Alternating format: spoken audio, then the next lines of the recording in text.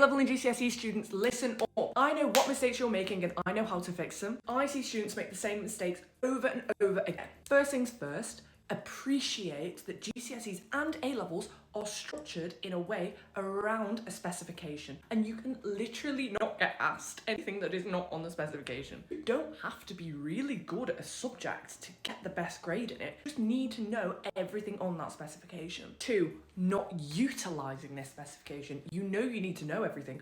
Why are you not reading through it and highlighting what you do and what you don't know? This is what you should be doing, and you should have a red, amber, green checklist for every single topic. If you don't have it, do it now. Go and print out your specification. Go and get like an online version of your specification and go over it. The beauty of this as well is your specification will be taught in chronological order from start to end. Otherwise, for a lot of subjects, it actually just doesn't make sense. You'll be able to identify, like, oh wow, after spec point 3.4.1, I don't know anything. It's because it's not been taught to you yet. So before that, go over it, understand what you do know, what you don't know, notice if there's any gaps in your knowledge, fundamental misunderstandings of concepts or topics, and then focus your revision on this for the time being. Number 2, being overly ambitious. Ambition is a fantastic thing, but it can bite people from behind. This is the idea that you are going to be doing like 10, 12 hours of focus revision every single day in order to get the best grades.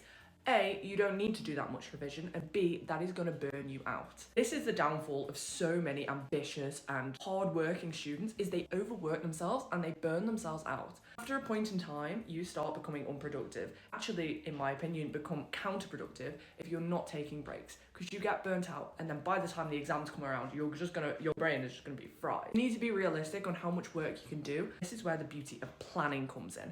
Plan what you're going to be doing every day and make sure it's realistic. For example, if I was to say I'm going to do 10 practice papers today and each practice paper takes 2 hours, that's not realistic.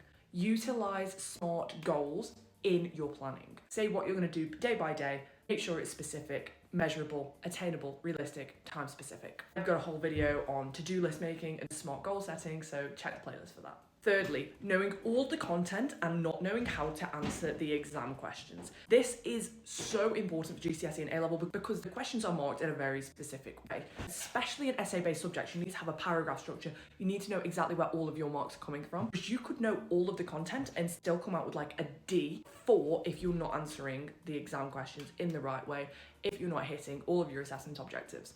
Now, these are going to be different for every GCSE and every A-level. Just make sure you understand that. Not enough to just understand how you answer the exam questions and not know the content, but it's the same the other way around. If you know all the content and you don't know how to get the marks in the exam, you're still going to come out with poor grades. Practice papers and exam structure, exam technique needs to be a part of your revision.